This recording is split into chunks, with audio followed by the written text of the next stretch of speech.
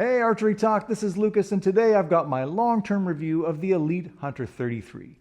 Now, a couple months back, Elite reached out and basically gave me carte blanche to choose whichever of their hunting bows I wanted to test this year, and I figured I wanted to test out something a little different. Normally I go for their most recent flagship bow, but I figured I was going to try a more budget-friendly bow in the HNTR33. This bow has a retail price of about $1,000, which is about $300 less than the other Elite flagship level hunting bows, and it is actually $300 less than any other bow I've tested this year, and $900 less than the most expensive bow I've tested this year.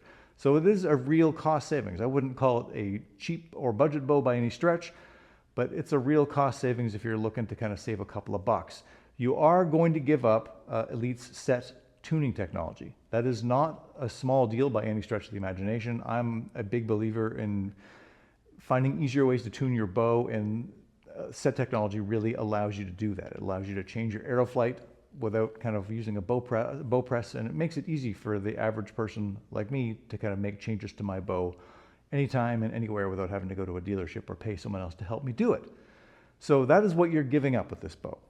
But you are getting quite a bit. Let's going to start with specs before we go any further. This bow has an axle to axle length of 32 3/4 inches, a brace height of 6 1/8 inches, rated speed of 336 feet per second, and draw lengths go from 23.5 to 30.5 inches. So it fits a wide variety of draw lengths. As for features, as I mentioned, this bow comes with Elite's tri-track cam system. Now that is a little bit different than their flagship level cam system, but not entirely dissimilar. It is a fantastic feeling cam system. It's got 1/4 inch draw length adjustability. You can also make changes to your let-off. Let-off is adjustable from approximately 70 to 90%. I like this bow kind of in around that 85%. I find it a little jumpy if you get closer to 70, in my personal opinion. Your mileage, again, may vary. I tend to be a little maybe looser at full draw than I should be, so I like a little bit more let-off in a hunting bow. So that's why I'm choosing that on this bow. Other features include an integrate arrow rest mount and an LTR roller guard that's adjustable as well, so you could kind of make tuning changes on this bow without needing a bow press if you need it. Again, not as advanced as the set technology, but it does give you an ability to make some changes on your own without the press, which is, again, I am all for 100% of the time.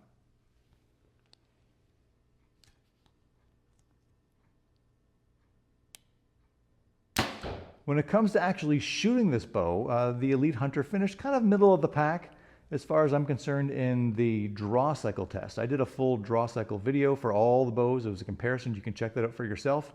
And so the Elite did just fine in that one. Maybe not as well as some Elites I've shot over the years, but there is good reason for that. And that's the fact that this bow is still pretty fast.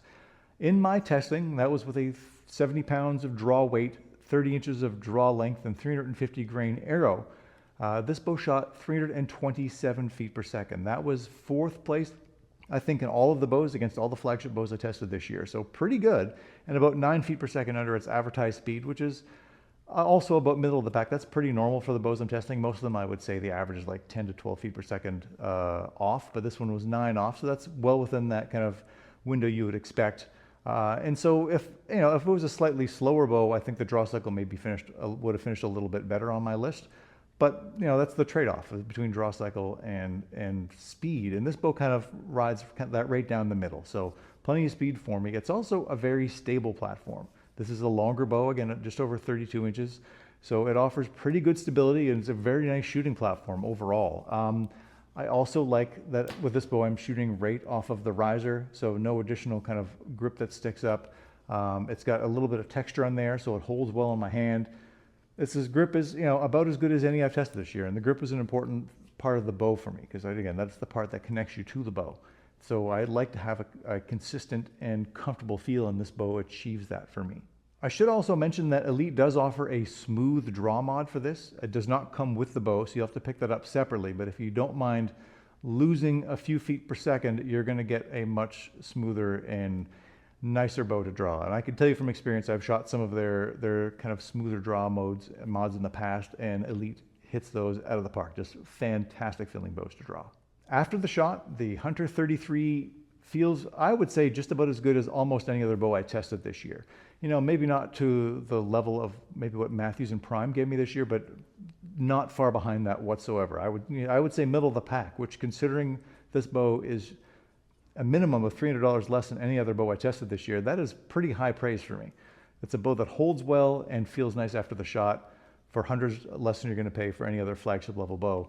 That's a win as far as I'm concerned. And if that's the kind of bow you're looking for, and if you don't mind giving up that set technology, I would encourage you to head to your local Elite dealer and give the Hunter 33 a test drive. And if you really do want a bow with set technology so you can do all of the tuning on your own, which again, would have no trouble with, and I would probably want to do that myself if I was going to own one of these bows. They have plenty of options for that as well. Archery Talk, thank you so much for watching. Please do like, share, and subscribe. Helps our channel an awful lot, and we'll see you soon.